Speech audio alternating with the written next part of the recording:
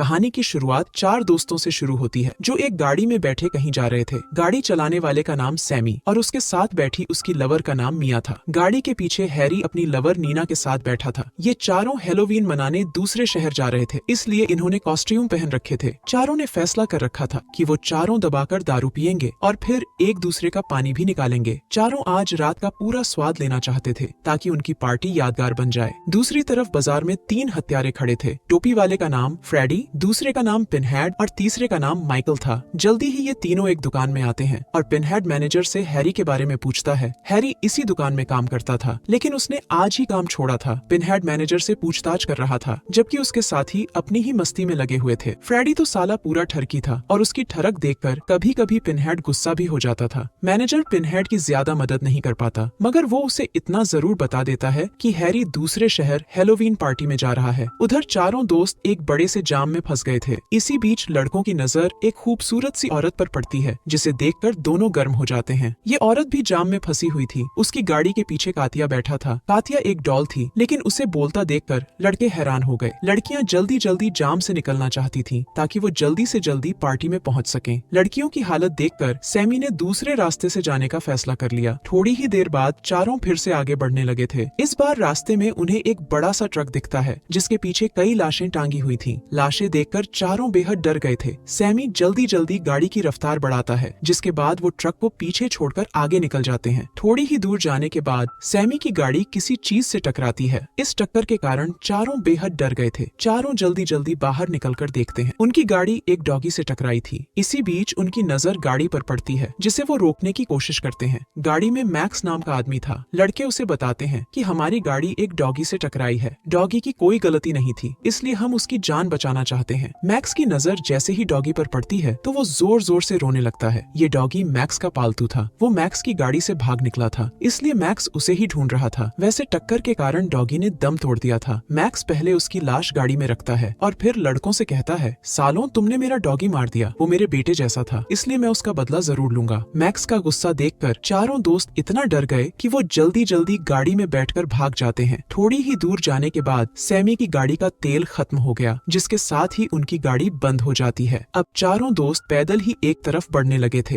चारों को उम्मीद थी कि उन्हें जल्दी ही लिफ्ट मिल जाएगी। कुछ ही देर बाद चारों दोस्त एक कब्रिस्तान तक पहुंच जाते हैं। ये कब्रिस्तान बहुत बड़ा था। इसी कब्रिस्तान के पास एक छोटा सा कस्बा था। चारों दोस्त कस्बे के होटल में खाने पीने के लिए आते हैं। वेटर उनके पास आकर पहले उनसे ऑर्डर लेता है और फिर उनकी कॉस्ट्यूम के बारे में पूछता है। नीना बताती है कि हैरी समुद्री लुटेरा बना है, मैं जंगली लड़की बनी हूँ। सैमी सुपरमैन और उसकी लवर मिया नर्स बनी है। ऑर्डर देने के बाद हैरी टॉयलेट जाता है। उसके साथ वाले कैबिन में भी कोई था। वो हल्का होकर हैरी से रोल मांगता है, क्योंकि उसका रोल खत्म हो गया था। हैरी के साथ वाले कैबिन में फ्रेडी था। ना तो वो हैरी को जानता था और ना ही हैरी उसे जानता था। रोल लेकर वो जैसे ही अपना पिछवाड़ा साफ करने लगा तो उसके हाथों के ब्लेड उसका पिछवाड़ा छील देते हैं। हल्का होकर हैरी जैसे ही अपने दोस्तों के पास आता है तो वेटर उसके पास आकर उसे गाने को कहता है। हैरी को गाना नहीं आता था। वेटर उसे समझाता है कि तुम्हें गाना ही होगा, क्योंकि जब तुम टॉयलेट में थे तो सैमी ने सभी से शर्त लगाई थी कि तुमसे अच्छा कोई नहीं गाता। वेटर की बात सुनकर हैरी को सैमी पर बेहद गुस्सा आता है, लेकिन सैमी के समझाने पर वो शांत हो जाता है और ना चाहते हुए भी गाना गाने लगता है। हैरी कोई साधारण गाना नहीं, बल्कि मजाक मजाक में भूतों का गाना गाता है। उसका गाना सुनकर कस्बे के सभी लोग हैरान थे। गाना खत्म होते ही वो हैरी से कहते हैं कि तुम्हारा मनहूस गाना हम सबको अच्छा लगा। हम चाहते हैं कि तुम यहीं रहो और हमें रोज गाना सुनाओ। हैरी इस कस्बे में नहीं रहना चाहता था, इसलिए वो चारों जैसे ही बाहर आते हैं तभी कस्बे की घड़ी 12 बजा देती है। घड़ी की आवाज सुनकर चारों दोस्त डर गए और इसी के साथ कस्बे की लाइट भी चली जाती है। चारों दोस्त आगे बढ़ने ही वाले थे कि तभी सैमी को याद आया कि वो अपना फोन तो अंदर ही भूल आया है। उसे अंधेरे से डर लगता था, इसलिए उसके कहने पर सभी अंदर जाने लगते हैं। होटल में आते ही वो देखते हैं कि जो लोग पहले जिंदा थे वो सभी अब लाशों में बदल गए थे। इतनी लाशें देखकर चारों बेहद डर गए और जल्दी जल्दी होटल से भागने लगे। दरअसल 10 साल पहले इस कस्बे में खतरनाक आग लगी थी और उस आग में कस्बे के सभी लोग जलकर मर गए थे। होटल में जितने भी लोग थे